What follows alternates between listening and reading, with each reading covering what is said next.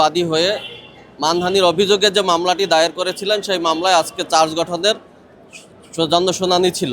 শুনানিতে আসামিপক্ষ অব্যাহতির আবেদন দাখিল করে এবং আমরা সেটার বিরোধিতা করি। শুনানি শেষে বিজ্ঞ আদালত মানহানির অভিযোগে দণ্ডবিধির 500 ধারায় চার্জ গঠন করেছেন। এর মাধ্যমে এই মামলায় আনুষ্ঠানিকভাবে তার বিচার শুরু হলো। আসামিপক্ষ বলার চেষ্টা করেছে যে যিনি আজকে বাদী হয়ে মামলা করেছেন তার এই মামলা করার লোকাল স্ট্যান্ডার্ড নাই, কারণ যেহেতু আবু সাঈদ সম্পর্কে তিনি মন্তব্য করেছেন, সুতরাং তার ফ্যামিলি বা তার রিলেটিভ কারো এই মামলা করা উচিত ছিল। আমরা বলেছি যেহেতু এই আবু সাঈদ শুধু ব্যক্তি নয়, এই আন্দোলনের একটা সিম্বল এবং এই বাদী এই আন্দোলনের অংশ। তিনি 11 দিন কারা ভোগ করেছেন এবং সরকার পতনের পর তিনি কারাগার থেকে মুক্তি পেয়েছেন।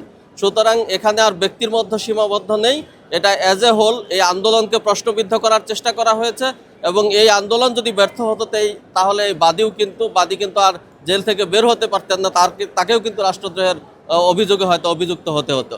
সুতরাং যেই বক্তব্যের মাধ্যমে আমরা এটাও বলেছি যে তিনি কোনো রাজনীতিবিদ নন, যে তিনি প্রাসঙ্গিকভাবে কোনো বক্তব্য দিতে গিয়ে এই বক্তব্য দিয়েছেন। তিনি একজন সরকারি গেজেটেড কর্মকর্তা, সুতরাং তার এই ধরনের বক্তব্য দেওয়ার কোনো প্রাসঙ্গিকতা ছিল না। তিনি উদ্দেশ্যমূলকভাবে এই আন্দোলনকে প্রশ্নবিদ্ধ করার জন্য তিনি এই বক্তব্য দিয়েছেন, সেটি বোঝা যায়। বিজ্ঞ আদালত আমাদের বক্তব্য আমলে নিয়ে আসামির বিরুদ্ধে 500 ধারায় দণ্ডবিধির চার্জ গঠনের আদেশ দিয়েছেন। আসামিপক্ষ অব্যাহতির আবেদন দাখিল করে এবং আমরা সেটার বিরোধিতা করি। শুনানি শেষে বিজ্ঞ আদালত মানহানির অভিযোগে দণ্ডবিধির 500 ধারায় আসামির বিরুদ্ধে চার্জ গঠন করেছেন। এর মাধ্যমে এই মামলায় আনুষ্ঠানিকভাবে তার বিচার শুরু হলো।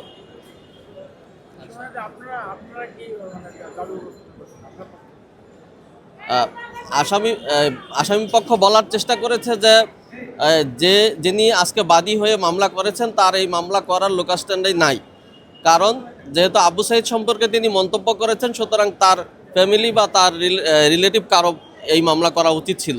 আমরা বলেছি যেহেতু এই আবু সাঈদ শুধু ব্যক্তি নয়, এই